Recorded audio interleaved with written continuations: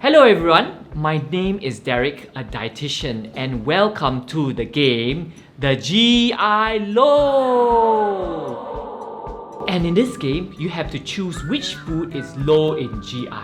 Today, I will be challenging you on your food knowledge. But first, do you know what GI is? Glycemic Index is the measurement of how quickly carbs are digested, causing blood sugars to rise and fall. High GI foods are being digested faster, thus causing a spike in blood sugar levels. But you know the food coma you experience after heavy lunch? This is caused by the excessive production of insulin to bring down the blood sugar levels. Still think you know about food?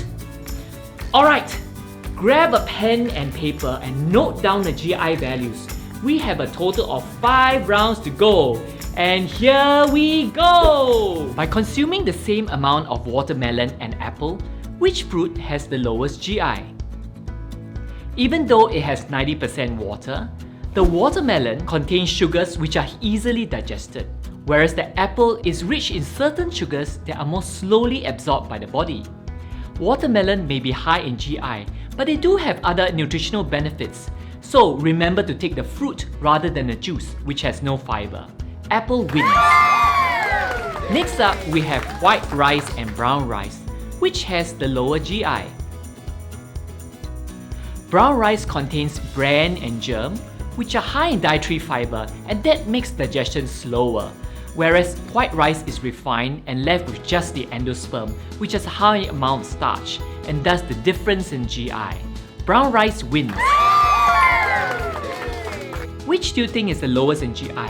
Soda cracker or plain peanuts? The soda crackers have been processed to make the starch easily digestible. Plain peanuts are lower in GI because of the fat and protein content. Therefore, plain peanuts wins. Breakfast choice between cornflakes and low GI bread. Choose the lowest GI. Cornflakes are high in GI because of the processing of the cereal that causes the change to its starch structure to make it easily digested. This low GI bread contains ingredients such as oats and flaxseed, which helps control blood sugars. The low GI bread wins. Boiled sweet potatoes and instant mashed potatoes. We have these as side dishes, so which has the lower GI? The differences in GI are due to the different starch structures and also the level of processing. Instant mashed potatoes are heavily processed, hence boiled sweet potato is the winner. You have made your choices. Now add up your GI values. If your total is 173, well done! You have chosen all the low GI foods. And now, let me explain why low GI is important to you. Let us use cars to represent our body. A car with high GI fuel can travel really quickly at the start, but it can only do so for a short period of time. As the energy burns out, there will be a rapid decline in speed and performance, and the car will begin to move really slowly. This is where food coma happens and we start to use things like coffee to perk us up. And here we have another car that runs on low GI fuel. It is able to travel slowly but steadily. The car functions more efficiently and is able to perform at optimal period over a longer period of time as compared to the high GI car. As it travels farther, the low GI car can last longer and better than the high GI car. That is why low GI foods are good for everyone, especially for people with diabetes, pre-diabetes, or pregnant mothers with gestational diabetes. If you're constantly eating high GI foods, the foods are quickly digested, causing spikes and crashes. This will lead to swings in energy levels and concentration, hunger that leads to more eating and weight issues, and poor blood sugar control for people with diabetes. Knowing how Singaporeans love our hawker fare, here is a graph to rank some local foods that we love. Foods like png kueh, yam rice and ji cheong fan are ranked as high GI as they are above 70. Foods like ipoh hor fun, roti prata, ban mian and lor mee are considered medium ranked between 56 to 69.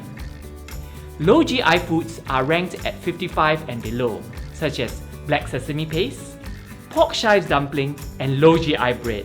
The GI of this bread is only 37, and it also contains beta-glucan, which is good for lowering your cholesterol levels.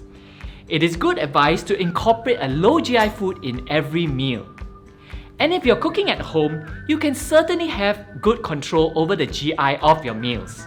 Here are some delicious recipes that contain low GI ingredients that you can try at home, such as French toast with chocolate and berries, Aussie Chico bread roll, baked cheesy portobello mushroom sandwich, traditional clay pot rice, and Indo-style bihun ayam soto. Even if you don't have diabetes, low GI foods are for everybody. Low GI foods help to facilitate weight control and reduce the risk of heart diseases. Let's start by incorporating at least one low GI food in every meal. Make a smart change today. I'm Derek, and I challenge you to go for low GI.